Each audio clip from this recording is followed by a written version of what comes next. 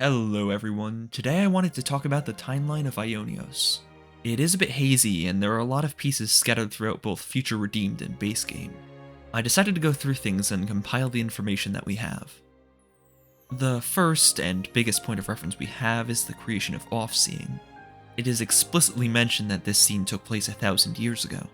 We also know for a fact that Offseeing didn't exist during the events of Future Redeemed, meaning that its events and everything preceding it took place more than 1,000 years ago. While we do have a solid timeline for how long N and M have existed thanks to Grandpa Gondor, we don't have a totally solid foundation for the time between the end of Future Redeemed and when Offseeing was officially created. Since we really don't have much to go on, I'll just be assuming that it's about a term's worth of time, as M was fairly active during that time period, but still trying to stay under the radar. It's also pretty clear that she has some level of authority over the other consoles, which would be odd if she was just made Mobius. Beyond M and Offseeing though, the only other scenes of the past are from Noah's memories in his past lives, so let's go through each of those. In the first life shown, Noah and Mio are soldiers from the nations who have been taken into the city and are using the Ouroboros stone to fight Mobius. We see the aftermath of this battle, with wreckage surrounding the two of them as Zed comes to kill them in some location outside of Origin. Jumping to the next life, we see a similar situation, with Noah and Mio again being taken into the city to fight Mobius. Ouroboros isn't explicitly mentioned here, but it is implied that they do have access to it. This time around, we see the two of them fighting alongside their companions against Zed in Origin. Once again, they dissipate into blue motes, and Zed remarks, "How many times has it been now?" In the third life shown, Noah and Mio are in another very similar situation, having been granted Ouroboros. This time, however, they flee, dying in some tundra. In the final life, we see he and Mio have once again been granted Ouroboros and reside in the city, though rather than fleeing, they chose to stay and have a child. In this life, we see Mio and Noah dissipate into golden motes. Now, I did want to clarify that these are all explicitly 4 separate lives and deaths. In Future Redeemed, Matthew mentions that the Noah that became N, quote, used that power as soon as it came to be, in reference to Ouroboros. This is just another Future Redeemed mistranslation issue. In Japanese, he simply says that the current people of the city inherited the Ouroboros power from the Noah that became N. That's all to say that N wasn't the first one to use Ouroboros. Going back to the earlier lives, the transition between the first and second scene could be argued to be a nightmare of some sort, but I think with how Uni's story went, we can safely say that they're 2 different lives. Also, the fact that it is a nightmare confirms that these are all in chronological order, for what that's worth. Finally, while we technically don't see the 2 of them die in the third scene, it is pretty heavily implied that they did. Once again going back, I wanted to focus on Zed's "how many times has it been" line during the second scene. This, of course, implies that he has encountered Noah more than once before, which in turn means that we aren't seeing every life Noah lived up to this point. This certainly throws a wrench into things, considering Noah is the oldest perspective of the world that we have. We know the soldiers' lives almost certainly have very little time between incarnations due to a couple instances. Ethel being reborn, Garvel reappearing in a side quest, and Kamaravi and Wamba coming back in Colony Omega are all examples of this, even though their individual situations are a little bit different. It seems like the consoles simply shuffle which colony each person belongs to in order to prevent the soldiers from becoming suspicious, rather than adding a 10-year in-between period. Knowing about Noah's 4 lives from the flashback, and the fact that they happened consecutively, we have a total of 40 years before the birth of Gondor. With that line from Zed, however, we know we haven't seen every life. This implies at least 1 additional life before the first, but I'm going to assume 2 just to be safe. How many times has it been for certain implies more than 2 encounters, and 3 still seems a little bit low to me. It is an estimate, but I'm assuming we have about 60 years of Noah before his final death, and then return as N. With Gondor being born during N and M's final life, we could add his age to the total to see roughly how long it's been from the beginning of Aionios to Future Redeemed. We unfortunately don't have a firm number for his age as well, so I'll just be assuming he's around 75, with those first 5 years lining up with the lives of Noah and Mio. This gives us a total of 130 years between Aionios' creation and Future Redeemed. Adding in the other 10 from my estimate with M, and the 1,000 years between the creation of Offseeing and the events of base game, we have a 1,140-year span.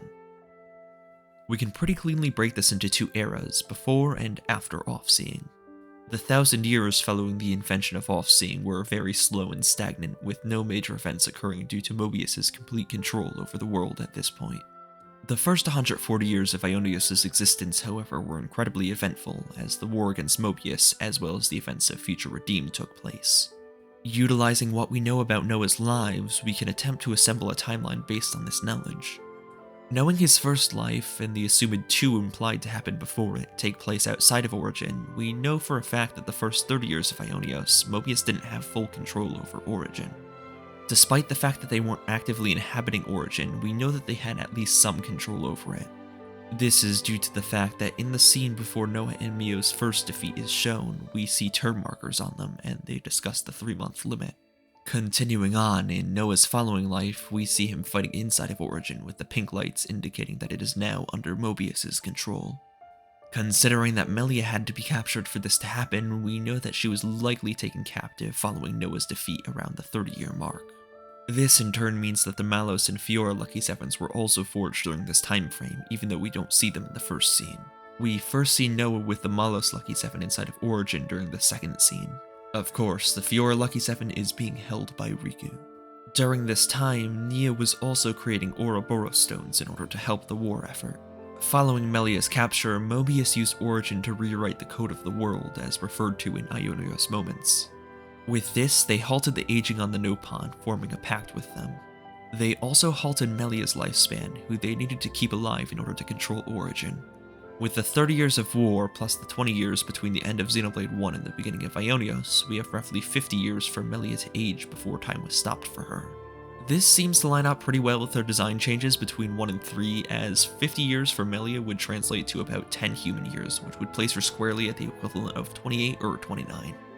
Anyway, following Melia's capture, Nia presumably went into hiding, continued to produce Ouroboros stones, and support the Protocity members from the shadows.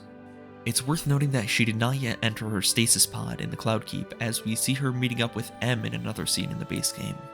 The war effort stagnated a bit here, with the city continuing to battle against Mobius, but slowly wearing themselves down.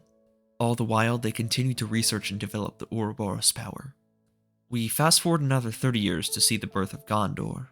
Again, nothing notable happens for a few decades.